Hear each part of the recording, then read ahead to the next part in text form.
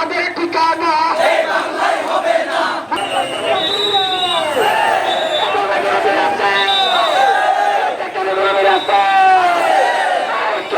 পাঁচই আগস্টের যে আমাদের আন্দোলন, সে আন্দোলনকে তারা ব্যর্থ করার জন্য দিন দিন ষড়যন্ত্র করে যাচ্ছে। দিল্লিতে বসে এই বাংলাদেশের পুরো ষড়যন্ত্র বাস্তবায়ন হতে দেওয়া হবে না, হবে না।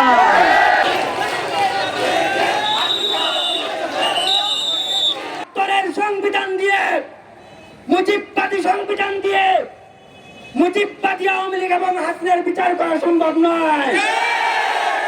আমরা আজকের এই গণমিছিল থেকে দাবি জানাচ্ছি, বর্তমানে যে অন্তর্বর্তী সরকার আছে, এই অন্তর্বর্তী সরকারকে অবশ্যই ৭২-এর সংবিধানকে বাতিল করে মুজিববাদ আওয়ামী লীগ ৩৬ জুলাই গণহত্যার জন্য যারা পরিকল্পনা করেছে, গুলি চালিয়েছে, ইন্ধন জুগিয়েছে, তাদের রাজনৈতিকভাবে তাদেরকে নিষিদ্ধ করতে হবে।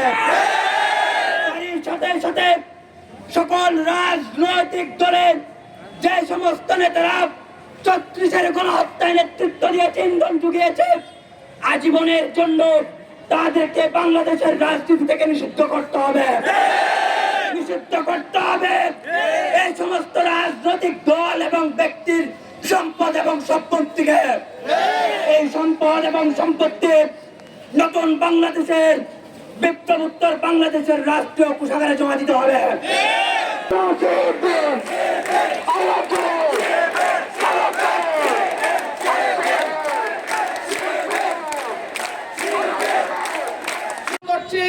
শহীদ আহসান হাবিবকে, শহীদ ফয়সাল আহমদ শান্তকে, শহীদ ওয়াসিমকে, শহীদ মীর মুক্তকে, শহীদ আবু সাইদকে আমরা শহীদ তাদের সহ সকল শহীদের শাহাদাতের সর্বোচ্চ মাগফিরাত কামনা করছি।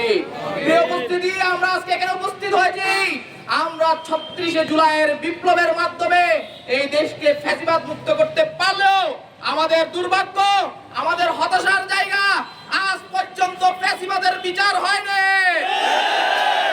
আমরা সরকারকে বলে দিতে চাই, এই গণহত্যাকারীদের বিচার না হলে ছাত্র সমাজ মেনে নেবে না। ফ্যাসিবাদকে বিতাড়িত করার জন্য ছাত্র সমাজ যেভাবে রাস্তায় নেমে এসেছে, আমার ভাইয়ের শাহাদাতের বিচার করার জন্য আমরা আবার রাস্তায় এসে যাব ইনশাআল্লাহ। সরকারকে বলতে চাই, আপনাকে ক্ষমতায় এনেছে ছাত্ররা, ছাত্ররা আপনাদের পিছনে আছে, ফ্যাসিবাদের বিরুদ্ধে আপনার সর্বোচ্চ ভূমিকা আমরা দেখতে চাই। এই দেশে কোনো ফ্যাসিবাদের জায়গা হবে না ইনশাআল্লাহ, এই দেশে কোনো খুনির জায়গা হবে না ইনশাআল্লাহ। প্রিয় উপস্থিতি, আমরা দেখতে পাচ্ছি ৩৬শে জুলাইয়ের পরে আমাদের বিভিন্ন শিক্ষা প্রতিষ্ঠান উত্তপ্ত করার জন্য এক শ্রেণী বারবার চেষ্টা করে যাচ্ছে।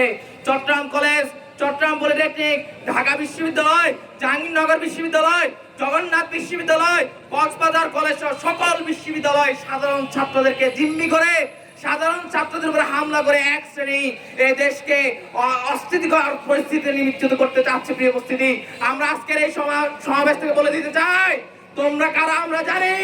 এই দেশকে অশান্তি করার চেষ্টা করলে ছাত্র সমাজ মেনে নিবে না। তোমাদের কাজ হচ্ছে টেম্পো স্ট্যান্ডে, তোমাদের কাজ হচ্ছে সিএনজি স্ট্যান্ডে, তোমরা ওখানে থাকো। ক্যাম্পাসে গিয়ে অস্থিতিশীল পরিস্থিতি তৈরি করলে ছাত্র সমাজের দাঁত ভাঙা জবাব দিবে ইনশাআল্লাহ।